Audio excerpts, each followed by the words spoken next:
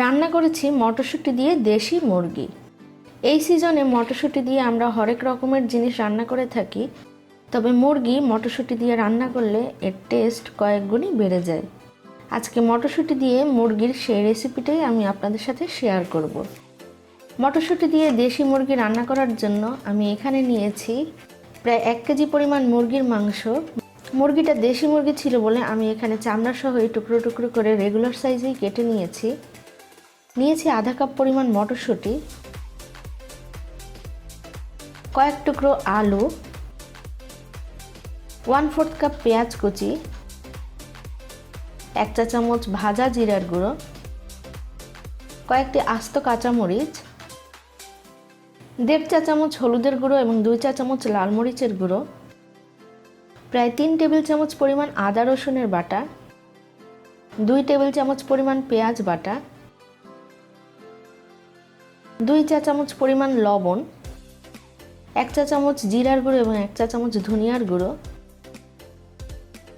সেই সাথে নিয়েছি কিছু শুকনো গরম মশলা, 3টি তেজপাতা, 4-5টা লবঙ্গ, 3-4টা এলাচি এবং 3 পিস দারচিনি। আর লাগবে প্রায় 1/4 কাপের মতো রান্নার তেল। রান্নার হাঁড়ি চুলার উপরে বসিয়ে গরম করে নিচ্ছি তেল। তেলটা গরম হলে দিয়ে দিচ্ছি তেজপাতা, দারচিনি, এলাচি এবং লবঙ্গ। কয়েক সেকেন্ড এগুলোকে ফোড়ন দিয়ে দিচ্ছি পেঁয়াজ কুচি। পেঁয়াজ কুচিটাকে তেলের সাথে নেড়েচেড়ে মিশিয়ে নিচ্ছি। পেঁয়াজটাকে আমি তেলের সাথে হালকা সোনালি রং করে ভেজে নিব।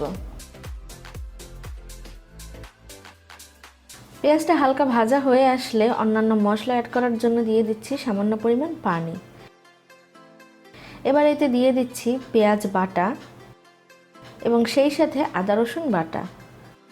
পেঁয়াজ এবং আদা রসুন বাটা দিয়ে নেড়েচেড়ে মিশিয়ে নিব। আর এগুলোকে একটু সময় নিয়ে কষিয়ে নিচ্ছি, এতে করে কাঁচা মশলার গন্ধটা দূর হয়ে যাবে।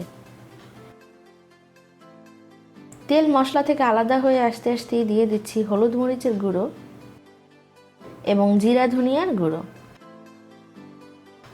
এই মশলাগুলো দিয়েও আমি পেঁয়াজ আদা রসুনের সাথে মিলিয়ে নিচ্ছি। আর এই মশলাগুলোকে আবারও 2 থেকে 3 মিনিট সময় নিয়ে কষিয়ে নিচ্ছি।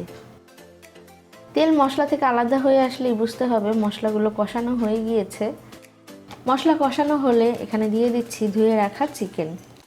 মশলার সাথে মুরগিটাকে আমি খুব ভালোভাবে নেড়েচেড়ে মিশিয়ে নেব।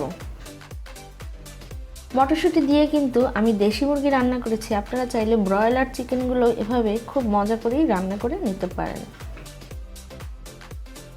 মটরশুঁটি দিয়ে আরও অনেক রান্নার রেসিপি কিন্তু আমার চ্যানেলে দেয়া আছে, যেগুলির লিঙ্ক এন্ড স্ক্রিন এবং ডেসক্রিপশন বক্সে দেয়া থাকবে। চুলার আঁচটা মিডিয়াম টু লোতে রেখে এটাকে আমি ঢেকে দিচ্ছি প্রায় 5 মিনিটের জন্য। ঢাকনা উঠিয়ে নিলাম 5 মিনিট পরে। চিকেন থেকে অলরেডি কিছুটা পানি বের হয়ে এসেছে, আর এই পানিতেই আমি চিকেনটাকে একটু সময় নিয়ে কষিয়ে নেব। মুরগিটাকে একবার ভালোভাবে নেড়েচেড়ে মিশিয়ে নিলাম। এবার এতে দিয়ে দিচ্ছি লবণ, সেই সাথে টুকরো করে রাখা আলু।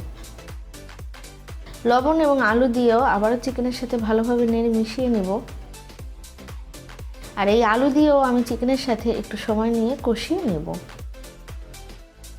অর্থাৎ চিকেন থেকে যে পানিটা বের হয়েছে, এই পানিটা যতক্ষণ থাকবে আমি ততক্ষণ চিকেনটার সাথে কষিয়ে নিচ্ছি।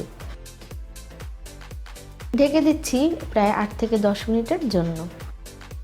ঢাকনা উঠিয়ে নিলাম প্রায় 10 মিনিট পরে। মুরগিটাকে একবার নেড়ে মিশিয়ে নিচ্ছি। আর এটা মোটামুটি খুব ভালোভাবে কষানো হয়ে গিয়েছে এবং নিচ থেকে পানিটাও প্রায় শুকিয়ে এসেছে। এবার এতে দিয়ে দিচ্ছি প্রায় আধা কাপ পরিমাণ পানি। পানিটা দিয়ে মুরগি এবং আলুর সাথে মিশিয়ে নিচ্ছি। আর এই পানিতে আলু সহ চিকেনটাকে আরেকবার একটু সময় নিয়ে কষিয়ে নিচ্ছি। ঢাকনা দিয়ে দিলাম প্রায় 5 থেকে 7 মিনিটের জন্য। ঢাকনা উঠিয়ে নিচ্ছি। মুরগিটাকে আমি খুব ভালোভাবে একটু সময় নিয়ে কষিয়ে নিয়েছি। মুরগির পানিটাও প্রায় শুকিয়ে এসেছে আর মশলাগুলো মুরগির ভিতরে খুব ভালোভাবে ঢুকে গিয়েছে। দিয়ে দিচ্ছি একদম ফুটন্ত গরম প্রায় 2 কাপের মতো পানি। এই পানি দিয়ে চিকেন পুরোপুরি সিদ্ধ হবে এবং আমি যতখানি ঝোল রাখতে চাই এখান থেকেই রেখে নেব। খুব ভালোভাবে নেড়েচেড়ে মিশিয়ে নেওয়ার পরে এটাকে আমি ঢেকে দিচ্ছি প্রায় 10 মিনিটের জন্য। ঢাকনা উঠিয়ে নিলাম 10 মিনিট পরে। মুরগিটাকে নেড়েচেড়ে মিশিয়ে নিচ্ছি আর চেক করে দেখছি মুরগিগুলো খুব ভালোভাবেই সিদ্ধ হয়ে গিয়েছে, সেই সাথে লবণটাও পারফেক্ট আছে। চিকেন সিদ্ধ হয়েছে মানে আলুও সিদ্ধ হয়ে গিয়েছে। এবার এখানে আমি দিয়ে দিচ্ছি কুটে ধুয়ে রাখা মটরশুঁটি, কয়েকটি আস্ত কাঁচামরিচ এবং ভাজা জিরার গুঁড়ো। এই সব কিছু দিয়ে মুরগির সাথে একবার নেড়ে মিশিয়ে নিচ্ছি।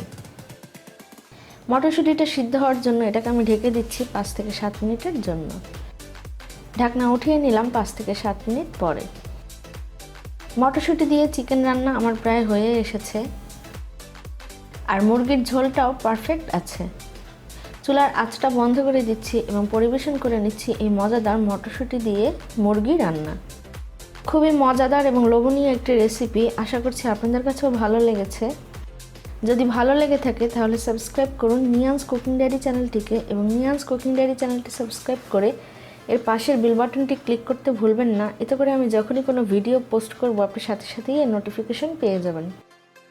মটরশুঁটি দিয়ে আরও অনেক রেসিপি এবং মুরগি বিভিন্ন ধরনের সবজি দিয়ে রান্নার রেসিপিও আমার চ্যানেলে দেয়া আছে, যেগুলির কিছু লিঙ্ক এন্ড স্ক্রিন এবং ডেসক্রিপশন বক্সে দেয়া থাকবে।